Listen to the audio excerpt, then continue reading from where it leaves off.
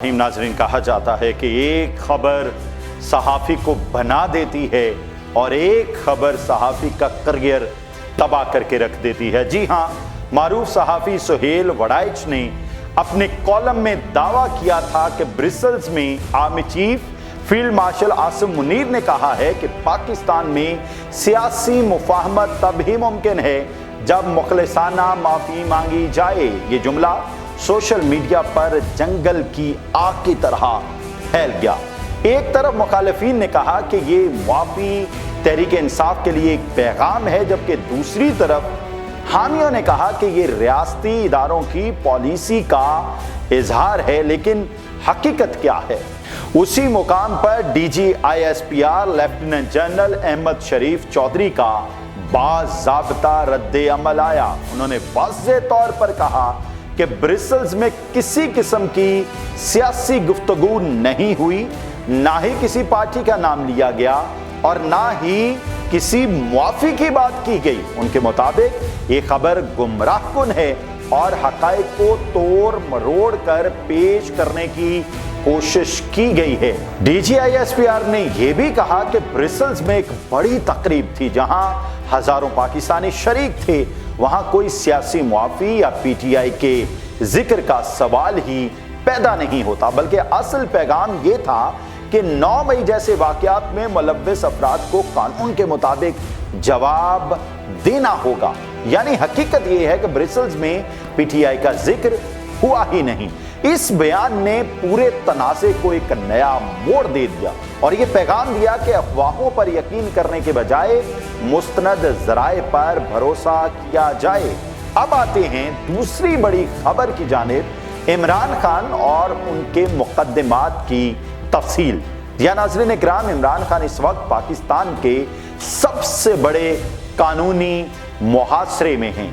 उनके खिलाफ 150 से ज़ायद मुकद्दमात दर्ज हैं, जिनमें करप्शन, टेररिज्म, बगावत, तोशाखाना, अल-कादर ट्रस्ट और 9 मई के केसेस शामिल हैं। मगर अदालतों से उन्हें कुछ रिलीफ भी मिला है। आइए एक एक करके खंगालते हैं कि कौन से मुकद्दमात से रिलीफ मिला। सबसे पहले 9 मई के मुकद्दमात। ये वो केसेस हैं जिनमें इमरान खान पर इल्ज़ाम है कि उन्होंने अपने कारकुनान को इश्तिहार दिलाया, जिसके नतीजे में फौजी तनसीबात पर हमले हुए। सुप्रीम कोर्ट ने हाल ही में यानी कि कल उनके 8 मुकद्दमात में उनको जमानत दे दी। लाहौर हाई कोर्ट ने पहले इन दरखास्तों को मुस्तरद किया था, लेकिन सुप्रीम कोर्ट ने कहा कि चार्ज शीट दाखिल ही नहीं हुई तो फिर इनको जमानत देना बनता है। इस फैसले को इमरान खान के लिए बड़ा रिलीफ करार दिया जा रहा है। अब तोशाखाना केस की बात करते हैं। इलेक्शन कमीशन के रेफरेंस पर इमरान खान को 3 साल कैद की सजा सुनाई गई थी। इस केस में बाद में उन्हें जमानत मिली। नैब के दूसरे तोशाखाना केस में भी वो जमानत हासिल कर चुके हैं। इस तरह दोनों तोशाखाना केसेस में इमरान खान को वक्ती रिलीफ मिल चुका है, अगरचे मुकद्दमात अभी खत्म नहीं हुए।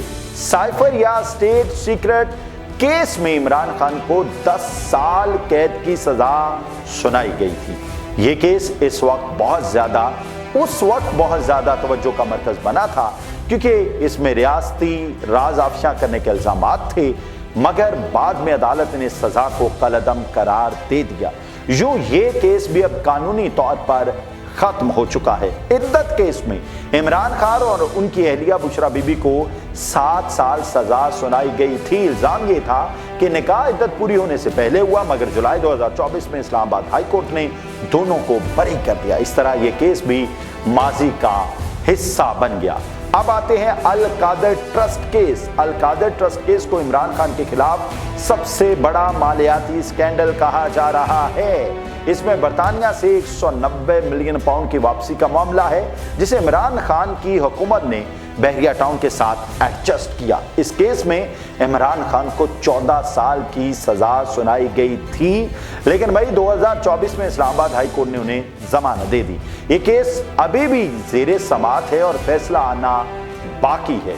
यानी मुख्तसर अल्फाज में इमरान खान के कानूनी सफर की तस्वीर कुछ यूं बनती है कि 9 मई के 8 केसेस में जमानत हो चुकी, दोनों तोशाखाना केसेस में जमानत मिल चुकी, साइफर केस कलअदम हो चुका, इद्दत केस में भी वो बरी हो चुके और अल कादर ट्रस्ट केस में जमानत ले ली है। बाकी केसेस अभी अदालतों में चल रहे हैं। नाज़रीन किराम, एक तरफ अफवाहों पर मबनी सियासत में हलचल है, मगर हकीकत में DGI-SPR ने साफ इनकार कर दिया है कि ब्रसेल्स में PTI या माफी का जिक्र हुआ ही नहीं। दूसरी तरफ इमरान खान की कानूनी जंग की एक तवील कहानी है जिसमें कुछ रिलीफ मिला, मगर मुकदमात खत्म हुए, मगर कुछ बड़े केसेस अभी जेरे समात हैं। ये सूरत हाल न सिर्फ इमरान खान की सियासत बल्कि पाकिस्तान के आने वाले दिनों की सियासत पर भी गहरे असर डालेगी। नाज़रीन इकराम, अगर आज का ये व्लॉग आपको पसंद आया तो चैनल को सब्सक्राइब करें, लाइक करें, शेयर ज़रूर करें और हमें बताएं कि और बेहतरी हम किस तरह ला सकते हैं। खुदा ताला आपको और आपके अहले खाना को अपने हिफ्ज़-ओ-अमान में रखे। इजाज़त दीजिए। अल्लाह हाफ़िज़।